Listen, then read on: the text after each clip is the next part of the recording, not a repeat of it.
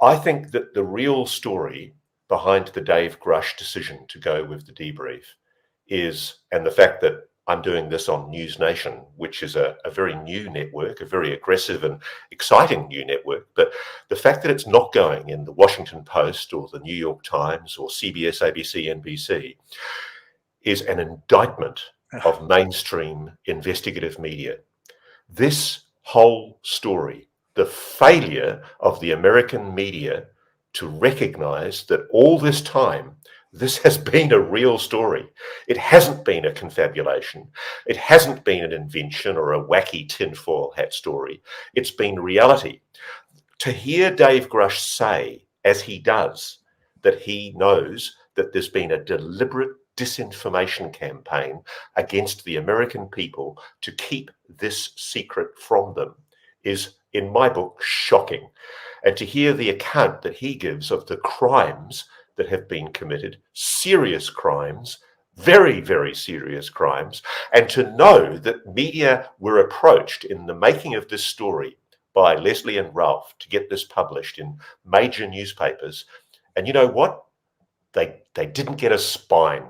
They failed. They failed horribly to recognize the significance of this story. And they allowed themselves to be led by their nose by people inside the Pentagon who are still trying to suppress this story. And what I would say is, God bless the good people inside the Defense Department and inside the intelligence community who made the decision to back Dave Grusch and Leslie and Ralph and provided them with the secondary and tertiary corroboration that they needed. Because there is absolutely no question in this story that it is nailed down tight. I've made stories with the New York Times and the Washington Post. I've written stories that have been vetted by their editors. I know how hard it is to get a story through those newspapers. But by golly, there is absolutely no doubt in my book that Dave Grusch's story ought properly to be featured right now on the front page of the New York Times. And I am calling the New York Times and the Washington Post gutless cowards for their failure to follow this story up. This is, I cannot believe how badly they have abrogated their responsibility as journalists. What they've done is they've allowed themselves to be fed.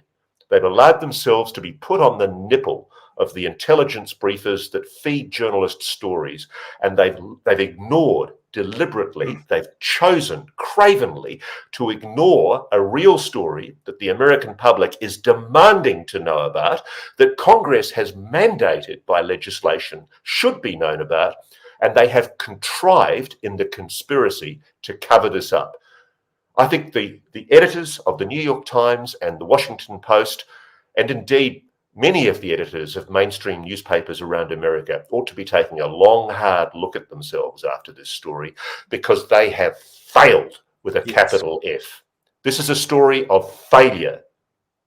And I'm angry. I'm really angry about this, because knowing what I know and knowing what you know now, Bryce, what do you think? I mean, I'm sorry to turn the tables on you, but as I sat there and heard what Dave Grusch told us and what has already been revealed in Leslie Kane's debrief article, I got angrier and angrier. It's just appalling that this has been kept secret.